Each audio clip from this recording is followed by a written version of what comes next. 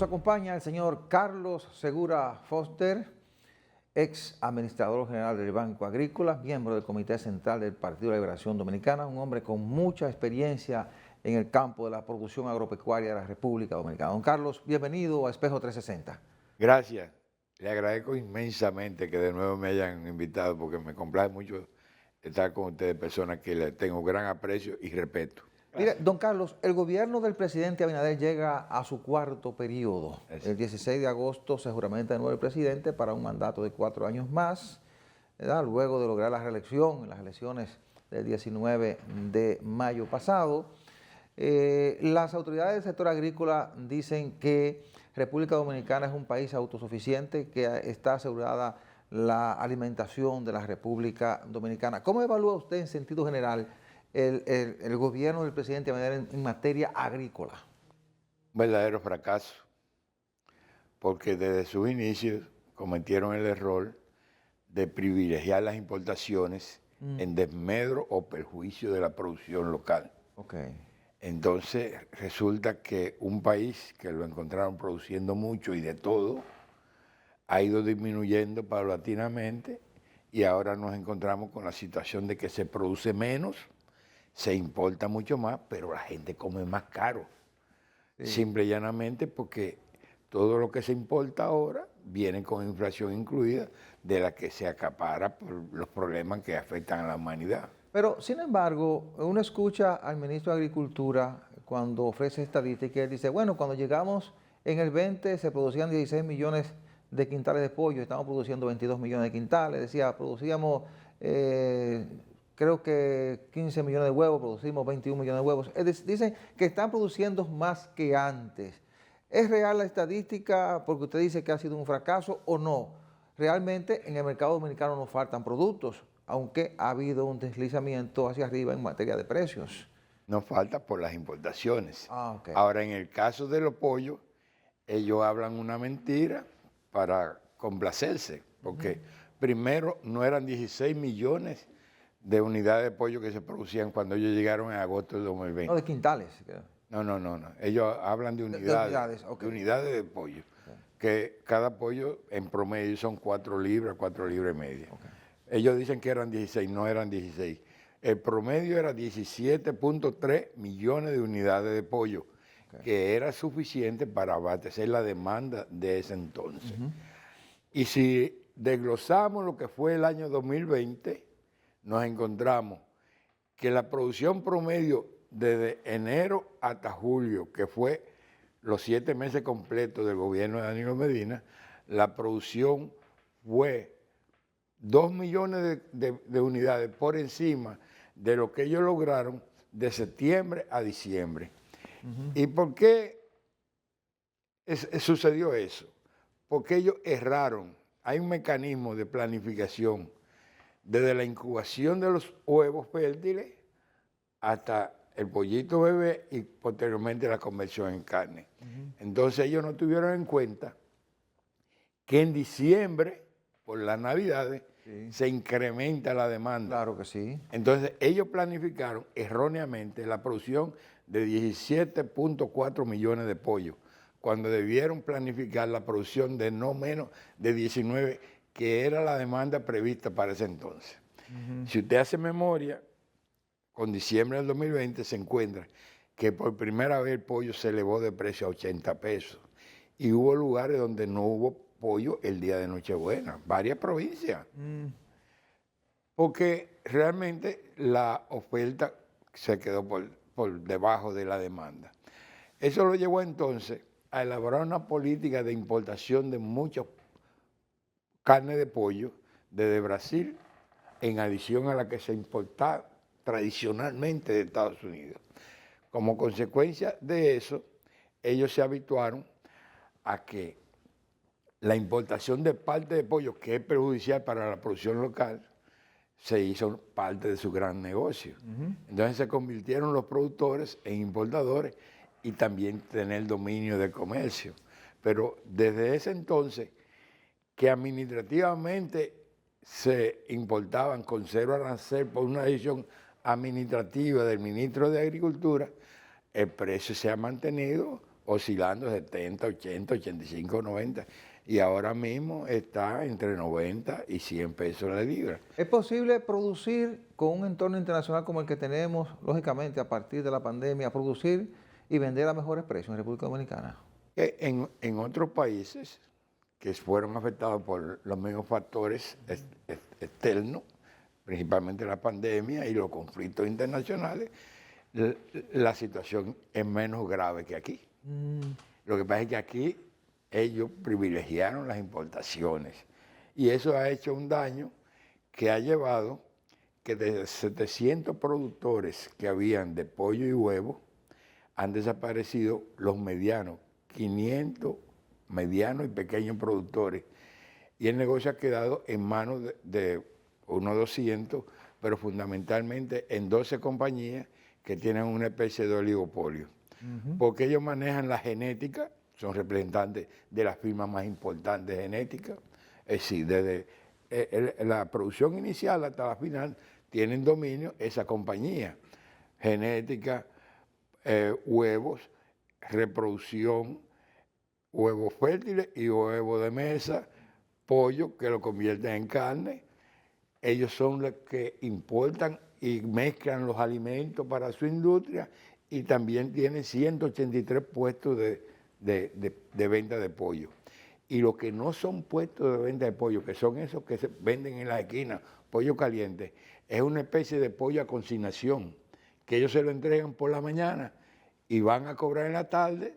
Si el picador tuvo una ganancia de 400 pesos, 200 son de ellos y 200 de ellos. Entonces ellos tienen un dominio y aquí se ha establecido un oligopolio.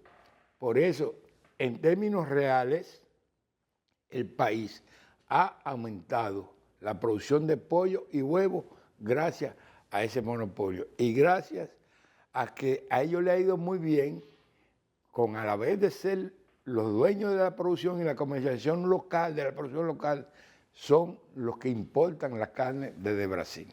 Carlos, fíjese, usted sabe que nosotros siempre fuimos un país de importante producción agrícola. Así es. A tal punto de que nuestras exportaciones, algunos se burlaban de que eran exportaciones de ¿cómo se llama?, de sobremesa, café, azúcar. No, productos de sobremesa, los commodities. Exacto. Sin embargo, azúcar, café, cacao. claro, sin embargo, se demostró, porque todos tenemos un origen rural y sabemos, ¿verdad?, que sabemos la importancia de lo que le llaman la autarquía, ¿verdad?, económica, que la da nada más la libertad económica que del campo. Sin embargo, los sistemas financieros, los sistemas económicos a veces trastornan eso, como es el caso del famoso neoliberalismo, que lo que trata entonces es de desmontar el aparato productivo de una nación para entonces que esa nación se vea obligada a importar productos agrícolas de otro país mientras se dedican a una economía de servicio.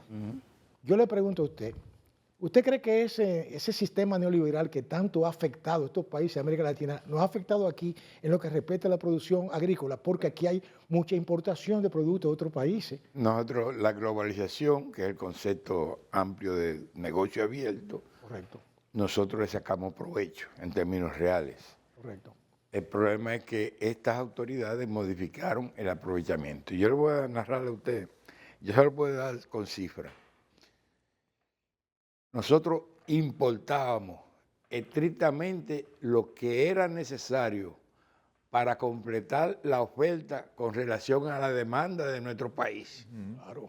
Por eso nosotros podemos vanagloriarnos que en 8 años nunca los alimentos aumentaron más que el índice promedio de la inflación del país, porque tuvimos ese control y lo hicimos a través de subasta de permisos.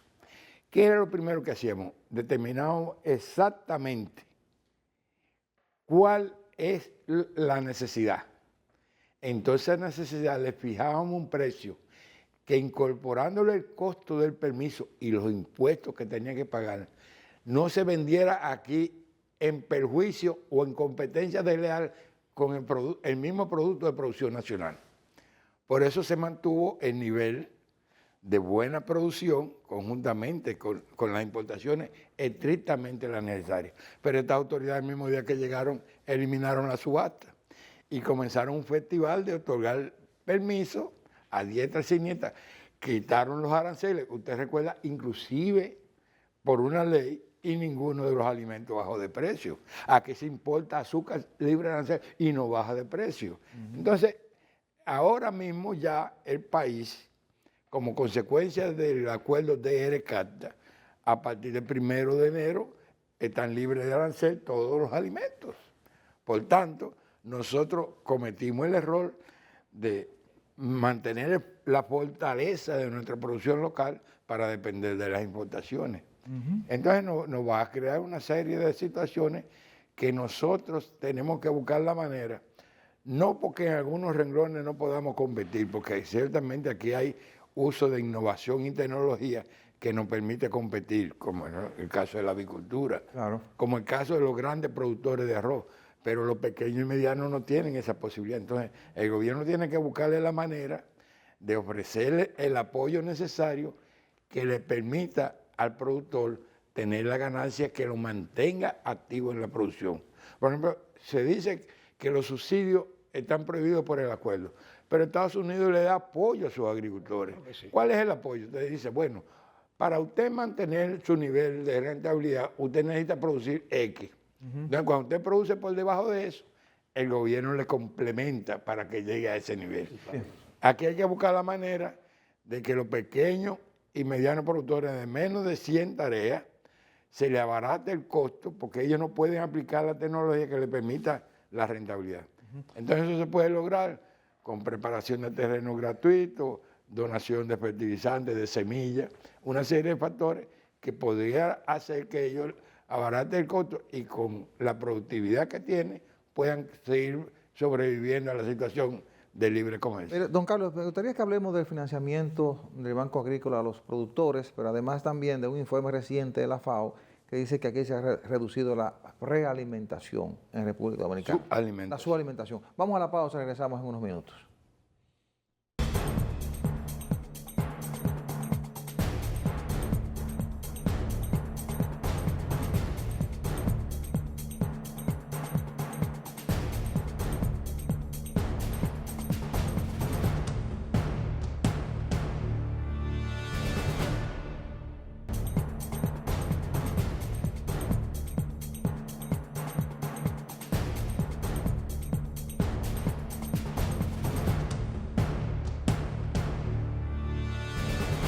Continuamos con esta interesante conversación con el señor Carlos Segura Foster, ex administrador general del Banco Agrícola y miembro del Comité Central del Partido de la Liberación Dominicana. Don Carlos, la FAO dice que en un informe reciente que República Dominicana ha reducido la subalimentación, es decir, que 500.000 familias están comiendo más que antes. ¿Qué piensa usted de eso? No, eso es una mentira. Es un discurso grandilocuente que acostumbran estas autoridades y entonces ellos se la creen y tienen un programa de convencimiento que hasta ahora le ha dado resultados. Pero realmente un país en donde se ha aumentado la magnitud del costo de la canasta alimenticia a 45.000 pesos y los sueldos mínimos se mantienen por debajo de eso, no es posible esa situación. Aquí ciertamente, y esto hay que narrarlo, aquí se presentó la pandemia y ustedes deben recordar, porque ustedes son acuciosos, Claro. que nosotros le buscamos solución a la sobreoferta, porque el mundo se cerró. Claro. No había donde vender, no había restaurante abierto, no habían centros turísticos abiertos. Entonces buscar que buscar una solución a la sobreoferta.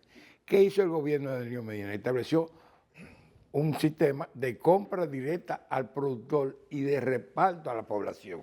Ustedes deben recordar, porque sí, claro. ellos criticaron mucho eso porque decían que era campaña, pero fue una solución para que el productor nacional no perdiera. Y yo recuerdo, y yo lo resalto esto mucho, a mí unos vecinos me dijeron, yo aprendí a comer ají por lo que usted me trajo aquí, porque yo creía que ají solamente eran los cubanelas largos. Yo no sabía que habían ají redondos.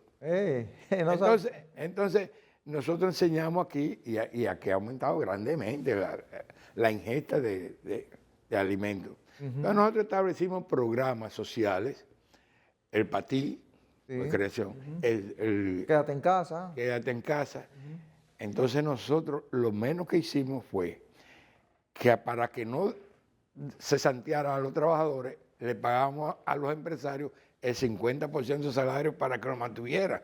Sí.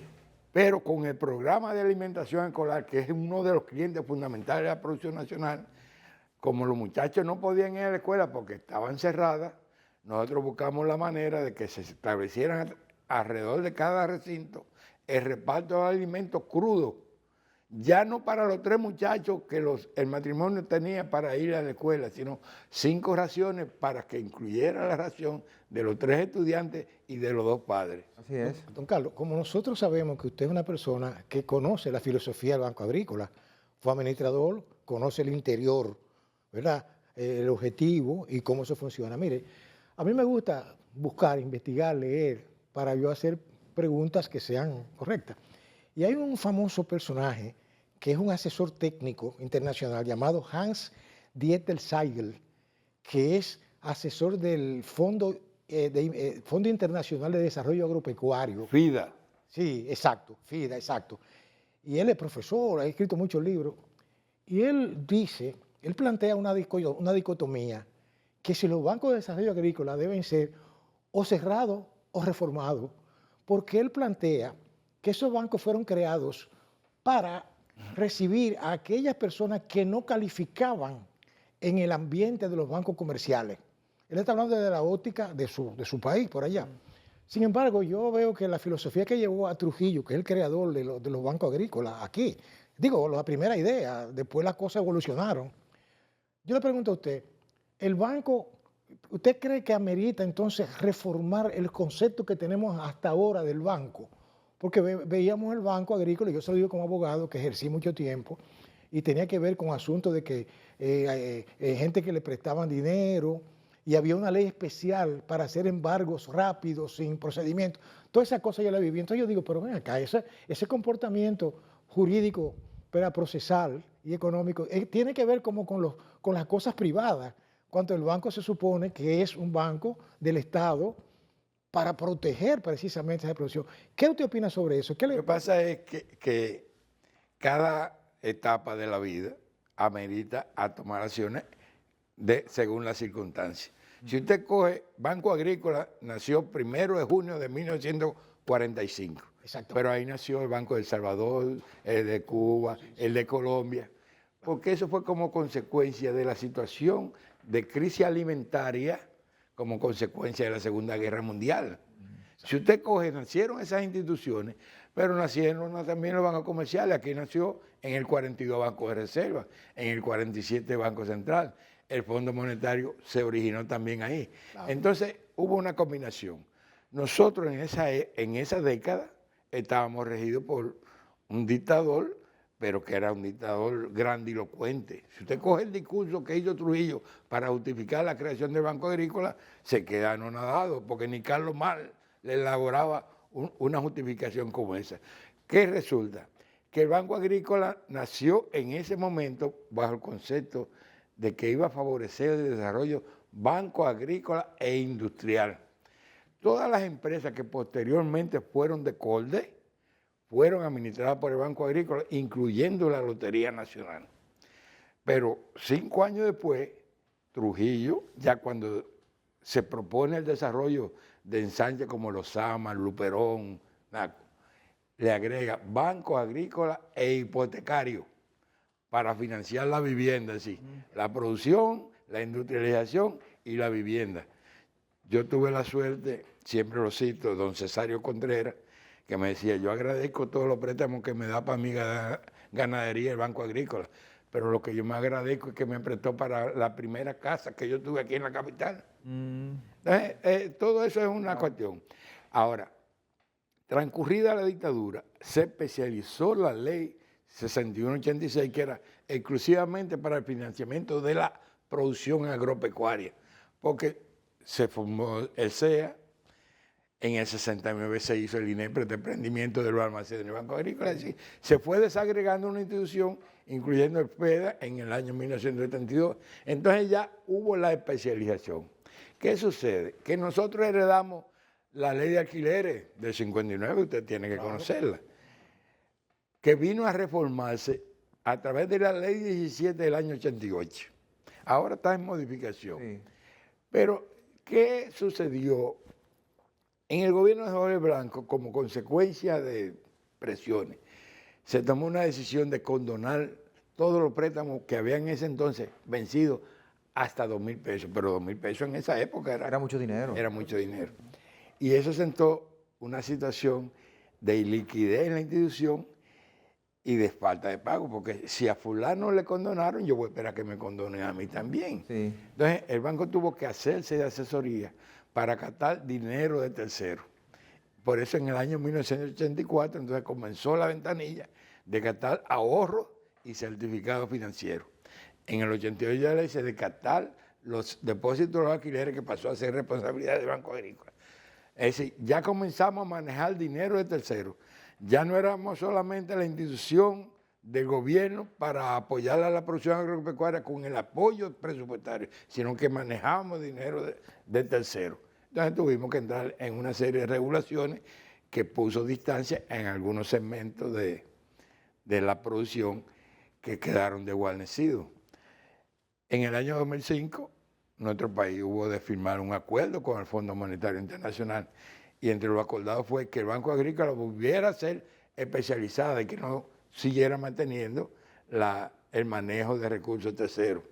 Se dispuso que todos sus activos y sus pasivos fueran asumidos por el Banco de Reserva. Pero eso no se ejecutó, porque hubo opiniones divididas. Entonces vino la visión de Danilo de rescatar el Banco Agrícola para financiarlo, y entonces tuvo que acogerse a lo que dispone la ley 18302, que fue la que surgió después de la crisis bancaria. Entonces nosotros tuvimos que entrar en cumplimiento de regulaciones. Cuando Danilo, que tiene la idea de favorecer, porque decía, el pobre es buena paga, el pobre no es pícaro, hay que apoyarlo. Entonces ahí fue que se buscó, y es la justificación, que mucha gente no entendió eso, de que ese tipo de préstamos para las visitas sorpresas se canalizara a través del FEDA. Mire. Porque así no tenían que cumplir las regulaciones. Claro. Finalmente, ¿el Banco Agrícola está cumpliendo su función?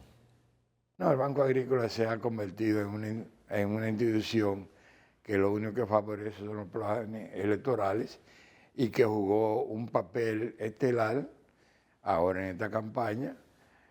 Es muy difícil encontrar un candidato del PRM o un tránsfuga o un traidor de los que se fueron de su partido que no recibiera préstamo del Banco Agrícola. Se lo pregunto porque el banco tiene una gran cartera de préstamos. Porque tiene mucho dinero, pero que en nada inciden a favor de la producción. ¿No ha ido a los productores, según usted? La inmensa mayoría no ha ido a los productores. El destino otro se ha caracterizado por ser el de mayor financiamiento.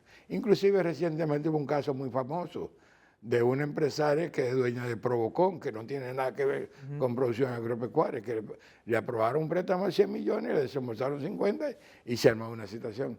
Entonces, si nosotros buscamos ahora mismo, la situación que hay fue de utilización de recursos para comprar voluntades políticas o para apoyar candidaturas políticas.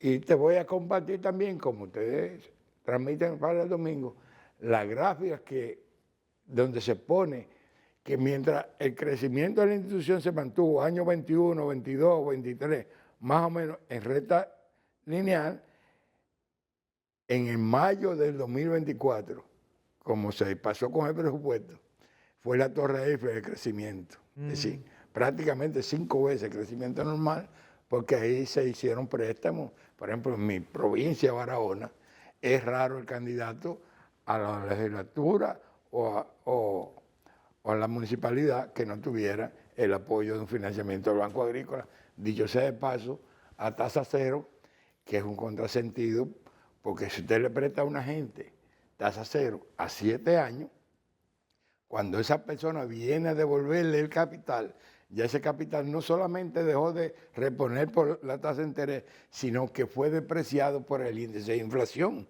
Así es. Don Carlos, muchísimas gracias. ¿Por qué? Bien, hemos conversado con el señor... Yo le comparto lo que le prometí. Ok, sí, muchas gracias. Hemos conversado con el señor Carlos Segura Foster, ex administrador general de Banco Agrícola y miembro del Comité Central del Partido de la Liberación Dominicana. A ustedes, gracias por su atención. Nos veremos a encontrar el próximo domingo a la misma hora y por este canal. Buena suerte, buenos días.